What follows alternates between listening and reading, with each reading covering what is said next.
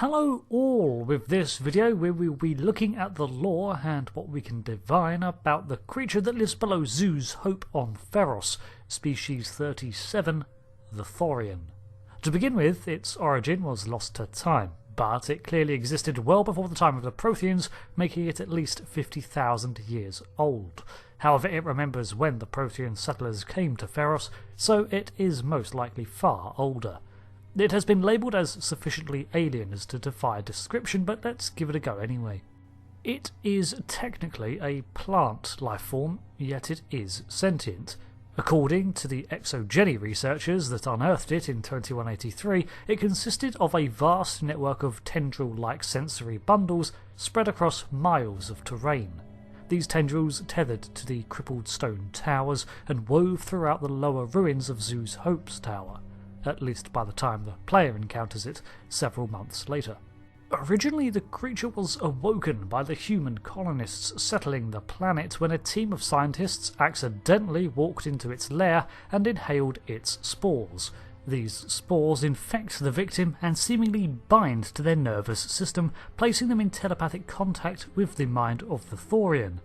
This is likely what alerted it to the presence of potential thralls nearby, and it began to exert its will. When a person infected with these spores disobeys the Thorian or even thinks of taking action to harm or endanger it, it wreaks their body with pain, eventually conditioning the infected into a subservient state where even thoughts of rebellion are quickly suppressed for their own safety.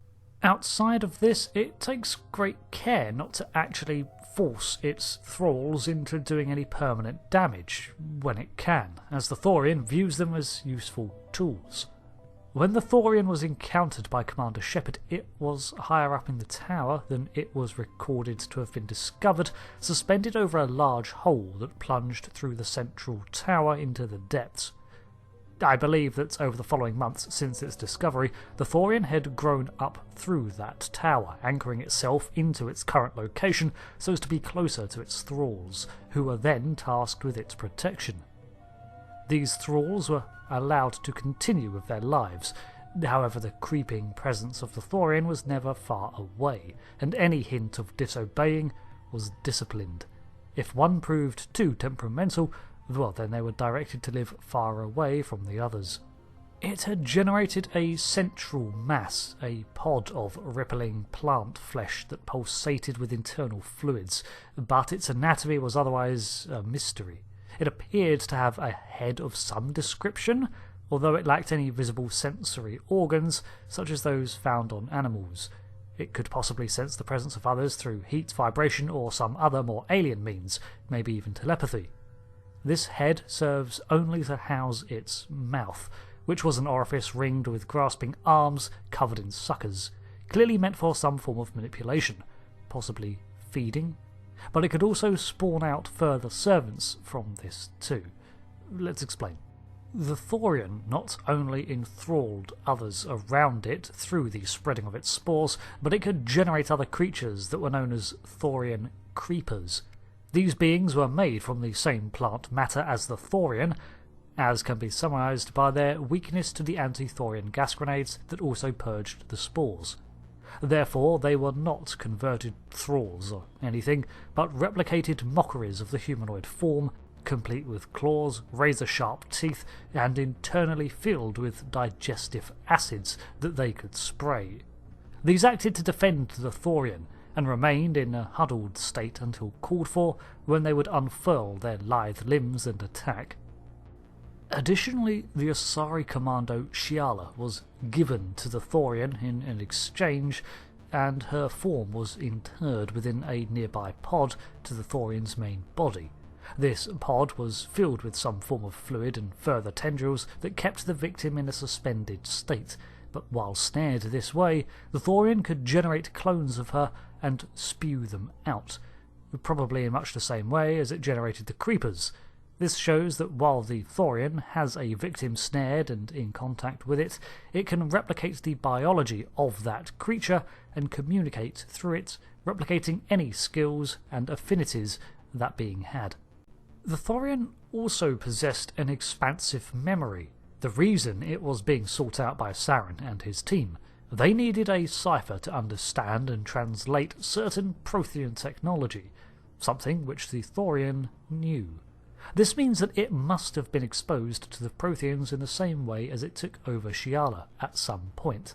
It ensnared and controlled members of this ancient species too, read their minds, incorporated their memories, and went on.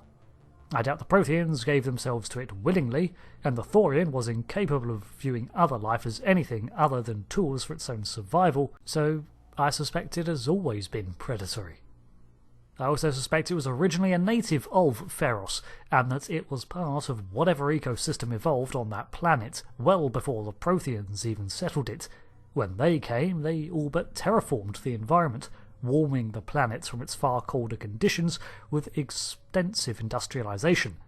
See my Feros video for more.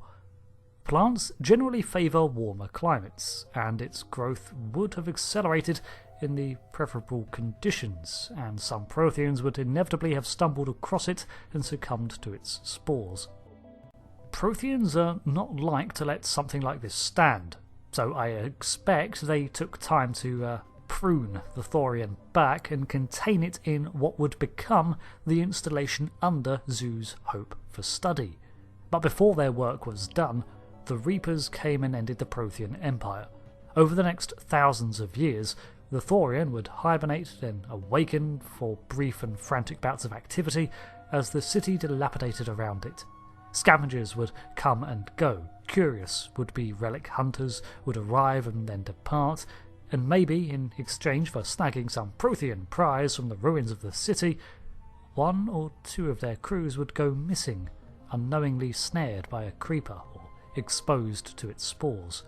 In this state, the Thorian persisted for 50,000 years, growing a little at a time until its network of mycelium-like vines snaked throughout the ruins of the fallen civilization while it fed, grew, and waited.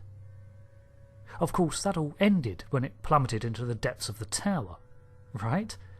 Surely a being as old, with documented kilometres of roots with an unfamiliar biology, cannot survive a fall into the depths of a building. Or would it just revert into a hibernation state and return to waiting for new prey to approach, as it has done for thousands of years, and will do for thousands more? Canonically, yes, it's dead. There was a lot of verifying.